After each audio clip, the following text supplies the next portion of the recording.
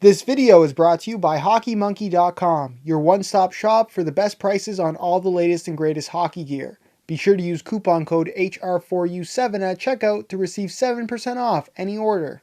Hey guys, Josh from HockeyReviewsForYou.com, bringing you a first impression / overview video of the Bauer Vapor APX2 hockey skates. Now, I got these skates in a couple of days ago now, and I have about 4 hours of ice time on them, and I figured it'd just be more informative to give you guys a first impressions video and do all the tech specs after having worn the skates, as opposed to just taking them out of a box and talking about a skate that I've never worn, because it's kind of difficult to judge the performance of a product that, of course, you've never tried out yourself.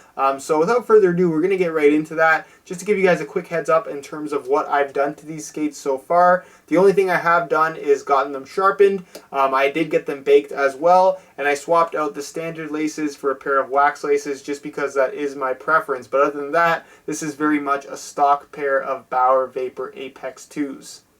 Starting off with the boot itself, it's made from Bauer's 3D lasted curved composite material with the X-rib design here at the heel and ankle area. Now, the composite material itself is very, very stiff. In terms of lateral stiffness, you're going to get plenty of that from the Apex 2, which is very, very noticeable when you have the skates in hand, and it makes for an incredibly stable feel when skating. What really surprised me, and I'm generally not a huge fan of ultra stiff skates, is that this skate still maintains plenty of forward flex when skating, which I'll talk about more later in the video. As far as that X-rib design goes, it may appear to be a very gimmicky thing, but it actually makes a lot of sense. The reasoning for these very extreme ridges on the upper is that it allows the boot to maintain its very stiff feel laterally, which obviously is important when it comes to overall stability, but it also allows Bauer to thin out the boot a little bit, cut down on weight, cut down on bulk, while still maintaining that same amount of rigidity because of this ridge design. And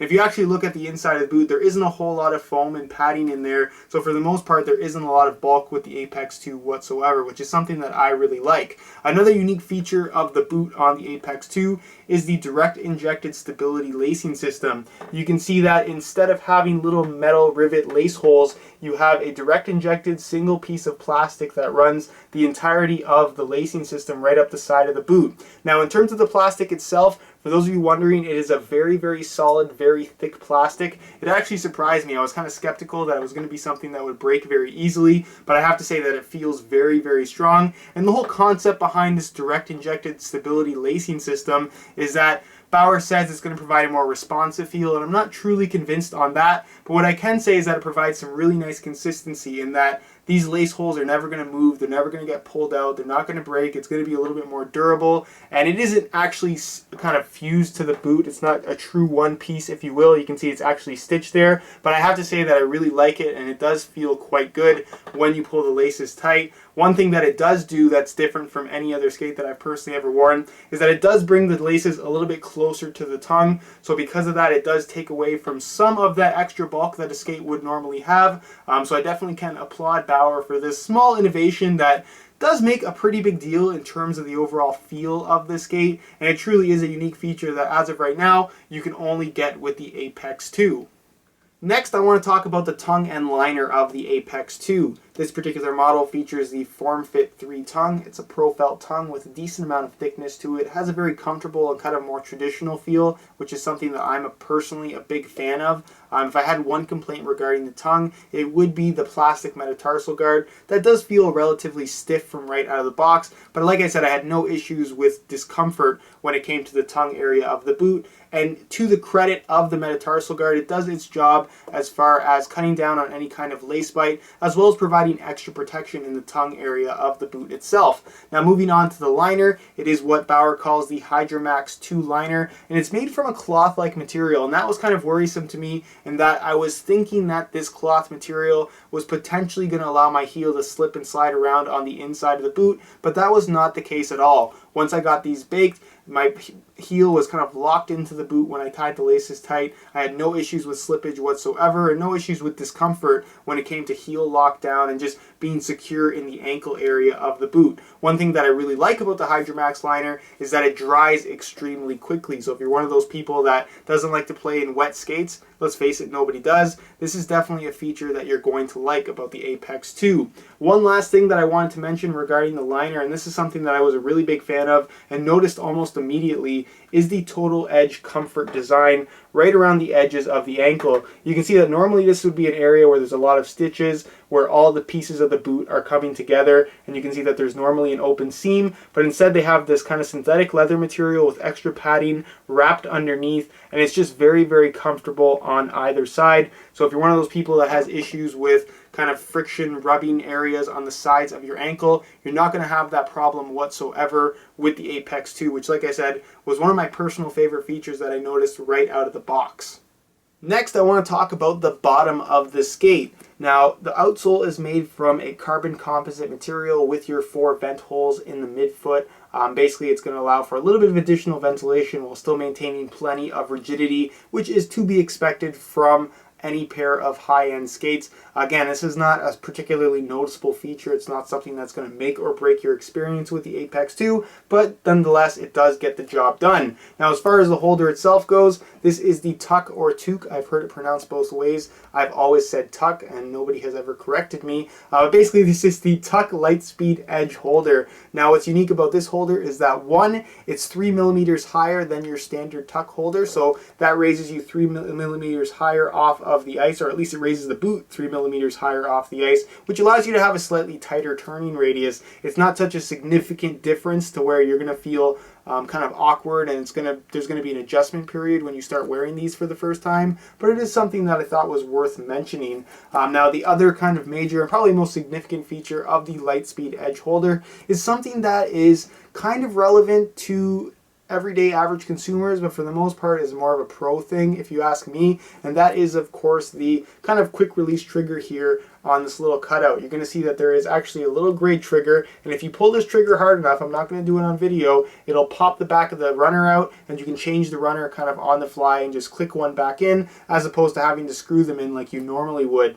Now, like I said, this is something that is more or less designed for professional players, or players who are willing to be carrying around extra runners with them that are pre-sharpened and stuff like that. Now, the idea is, in an emergency type of situation, let's say you're a professional player and you lose an edge really badly and you need a new skate sharpening, but it's the middle of the period, you can come off the ice, your trainer can kind of trigger your skates, pull the runner off, and put a new one in, and you're good. You're never going to miss a shift. Or, of course, in the rare situation where the actual runner does snap, of course, like I said, you could change it very, very quickly due to this trigger system. Is this something that most players are going to utilize? The answer to that question is absolutely not. It's more or less a useless feature for most people. It definitely is for myself. But nonetheless, it's kind of a cool innovation by Bauer. And for those of you wondering if this trigger seems to be kind of way too out in the open, if it actually releases the runner from the holder, trust me when I say that there's actually a lot of tension on this trigger. It takes a lot of force, and you can't accidentally pull the runner out. So if you're wondering if you went in the corner and a stick caught the trigger or something like that, if it would eject your runner,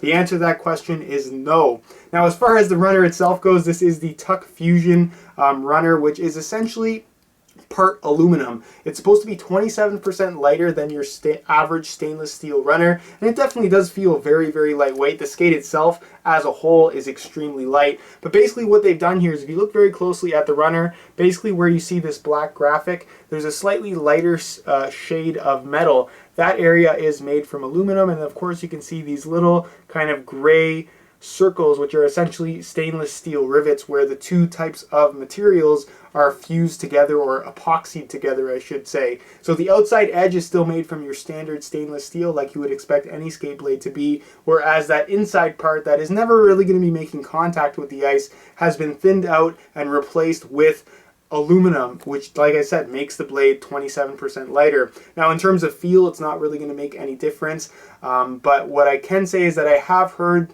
a few negative things regarding this runner in terms of durability, with people snapping them, just because, for those of you that do know a little bit about metals, aluminum is a very, very soft and fairly difficult to work with metal, so it's kind of unusual to see that in a skate blade runner, which takes a lot of abuse. Of course, if I do have any issues, I will report those to you, but for the most part, as of right now, I've had no problems with it whatsoever.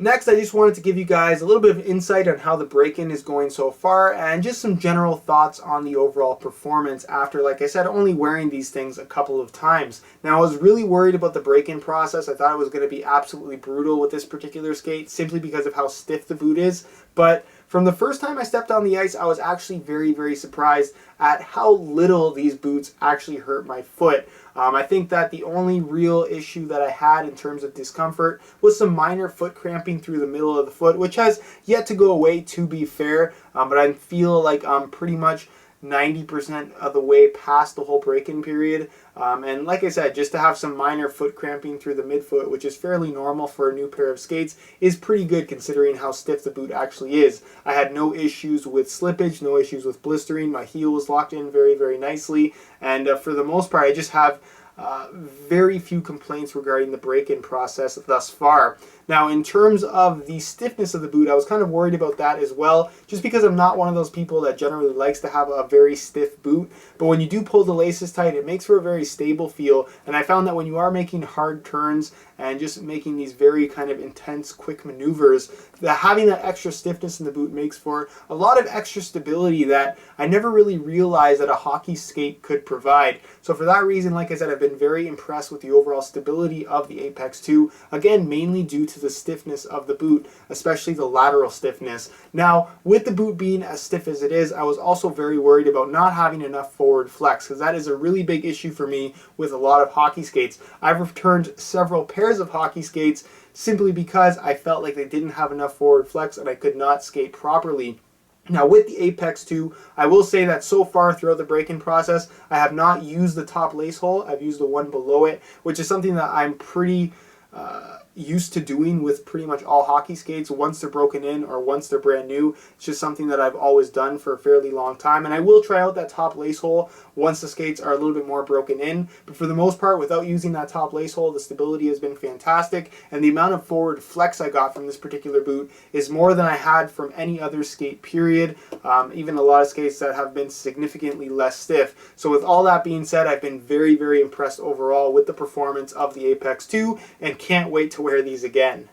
Alright guys, that's it for my first impression slash tech overview video of the APX2 hockey skates. If you guys have any questions regarding this particular boot, feel free to leave me a comment down below and I definitely will get an answer out to you. Also, be sure to leave a comment if you have any suggestions for products that you would like to see me review. If you enjoyed today's video, be sure to support it with a like. And if you guys are interested in purchasing a pair of these for yourself, be sure to refer to the review page on my website, hockeyreviewsforyou.com. You can find a direct link to that down below in the description. And on that review page, you're actually going to find buy it now links with exclusive Hockey Reviews for You coupon codes to get yourself some additional discounts. Subscribe if you haven't already for more reviews on all the latest and greatest hockey gear. And other than that, guys, hope you enjoyed today's video. And as always, thanks for watching.